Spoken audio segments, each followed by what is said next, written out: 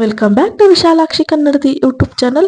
ನಿರೂಪಕಿ ಜಾಹ್ನವಿ ಮಾಜಿ ಪತಿ ಕಾರ್ತಿಕ್ ಮಹಡಿ ತಮ್ಮ ವೈವಾಹಿಕ ಜೀವನದ ಸಮಸ್ಯೆಗಳನ್ನು ಬಿಚ್ಚಿಟ್ಟಿದ್ದಾರೆ.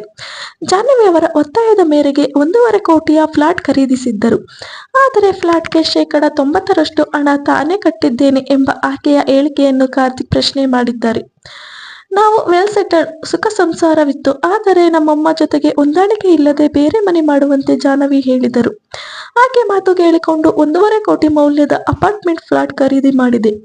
ಇದಾದ ನಂತರ ಬಿಸ್ನೆಸ್ ಲಾಸ್ ಆಗಿ ಕೆಲಸವಿಲ್ಲದಿದ್ದಾಗ ಜಾಹ್ನವಿಯೇ ಇಎಂಐ ಕಟ್ಟುತ್ತಿದ್ದರು.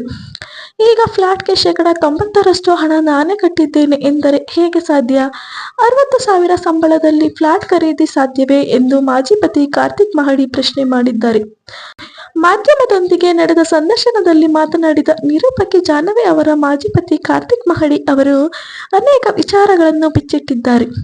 ನಾನು ಮತ್ತು ಜಾಹ್ನವಿ ಇಬ್ಬರು ಮದುವೆ ಮಾಡಿಕೊಂಡು ಸಂಸಾರ ಆರಂಭಿಸಿದ ಮೇಲೆ ನಾವು ಬೆಂಗಳೂರಿಗೆ ಹೋಗೋಣ ಎಂದು ಹಠವಿಡಿದರು. ಚಿತ್ರದುರ್ಗದಲ್ಲಿ ವೆಲ್ ಸೆಟಲ್ಡ್ ಆಗಿದ್ದರೂ ತಂದೆ ತಾಯಿ ಬಿಟ್ಟು ಹೆಂಡತಿಗಾಗಿ ಬೆಂಗಳೂರಿಗೆ ಬಂದೆ. ಅವರನ್ನು ಮದುವೆ ಮಾಡಿಕೊಳ್ಳುವ ಮುನ್ನ ಸಿನಿಮಾಗೆ ಹೋಗಬಾರದು ಎಂದು ಕಂಡೀಷನ್ ಹಾಕಿದ್ದೆ. ಮದುವೆ ಆದಾಗಿನಿಂದ 2 ವರ್ಷ ಸಂಸಾರ ಚೆನ್ನಾಗಿತ್ತು. ಬೇರೆ ಮನೆ ಮಾಡಬೇಕೆಂದು ಹೇಳಿದಾಗ ಬೆಂಗಳೂರಿಗೆ ಶಿಫ್ಟ್ ಆದವು. ಮಗನನ್ನು ಸಕಲೇಶಪುರಕ್ಕೆ ಓದಲು ಕಳಿಸಿ ನಂತರ ಬೆಂಗಳೂರಿಗೆ ವಾಪಸ್ ಕರೆದುಕೊಂಡು ಬಂದೆವು. 2016ರಲ್ಲಿ ನನಗೆ ಬೇರೆ ಮನೆ ಮಾಡಬೇಕು ಎಂದರು. ಆಗ ಬೆಂಗಳೂರಿಗೆ ಬಂದು ಮನೆ ಮಾಡಿದ್ದೆ. ಇದಕ್ಕಾಗಿ ಸ್ವಲ್ಪ ಸಾಲವೂ ಆಗಿದ್ದು, ಇದನ್ನು ತೀರಿಸಿಕೊಂಡ ನಂತರ ಸ್ವಲ್ಪ ಸುಧಾರಿಸಿಕೊಳ್ಳಲಾರಂಭಿಸಿದೆ. ಇದಾದ ನಂತರ ಸ್ವಂತ ಮನೆ ಬೇಕು ಎಂದು ಹಠವಿಡಿದರು. ಆಗ ಅಪಾರ್ಟ್ಮೆಂಟ್ನಲ್ಲಿ 1.5 ಕೋಟಿ ಫ್ಲಾಟ್ ಖರೀದಿ ಮಾಡಿದೆವು. ಆಗ ನನ್ನ ಬಿಸ್ನೆಸ್ ಲಾಸ್ ಆಯಿತು. ನನಗೆ ಕೆಲಸವೂ ಸರಿಯಾಗಿ ಇರಲಿಲ್ಲ. ಸಾಲ ಕಟ್ಟಲಾಗದೆ ತುಂಬಾ ಕಷ್ಟಪಡುತ್ತಿದ್ದಾಗ 3-4 ಬಾರಿ ಹರಾಜಿಗೂ ಬಂದಿತ್ತು. ಆಗ ಬ್ಯಾಂಕ್ ಜೊತೆಗೆ ಮಾತಾಡಿಕೊಂಡು ಅಪಾರ್ಟ್ಮೆಂಟ್ ಉಳಿಸಿಕೊಳ್ಳಲು ಪ್ರಯತ್ನ ಮಾಡಿದೆ. ಕೋ-ಆಪರೇಟಿವ್ ಬ್ಯಾಂಕ್ನಿಂದ ರಾಷ್ಟ್ರೀಕೃತ ಬ್ಯಾಂಕ್ಗೆ ಮನೆ ಸಾಲ ಶಿಫ್ಟ್ ಮಾಡಿಕೊಂಡೆವು. ಆಗ ನನಗೆ ಕೆಲಸ ಇಲ್ಲದಿದ್ದಾಗ ಜಾಹ್ನವಿ ಅವರೇ 1 ವರ್ಷ ಕಾಲ ಇಎಂಐ ಕಟ್ಟಿಕೊಂಡು ಹೋಗಿದ್ದರು. ನಾವು ತುಂಬಾ ಸ್ಥಿತಿವಂತರು. ಪೆಟ್ರೋಲ್ ಬಂಕ್ ಇದ್ದವು, ಟ್ರಾವೆಲ್ಸ್ ಇತ್ತು. ಆದರೆ ನನ್ನ ಫ್ಯಾಷನ್ ಒಂದಿಷ್ಟು ಇದೆ ಎನ್ನುತ್ತಾ ಆರಂಭದಲ್ಲಿ ಧಾರಾವಾಹಿ, ಮಾಧ್ಯಮ ಕ್ಷೇತ್ರದಲ್ಲಿ ಆಫರ್ ಬರ್ತಿವೆ ಎಂದರು. ಆಗ ನಾನು ಸೀರಿಯಲ್ ಬೇಡ, ನ್ಯೂಸ್ ಚಾನೆಲ್ಗೆ ಓಕೆ ಅಂತ ಹೇಳಿದೆ. ನಮ್ಮ ಪಿತ್ರಾರ್ಜಿತ ಆಸ್ತಿ ಇದ್ದರೂ, ನಾನು ಫ್ಲಾಟ್ ಅನ್ನು ಸ್ವಂತ ಮಾಡಿಕೊಳ್ಳುವ ಸಾಮರ್ಥ್ಯ ಇದ್ದರೂ ನಾನು ಕಟ್ಟಲು ಮನಸ್ಸು ಮಾಡಲಿಲ್ಲ.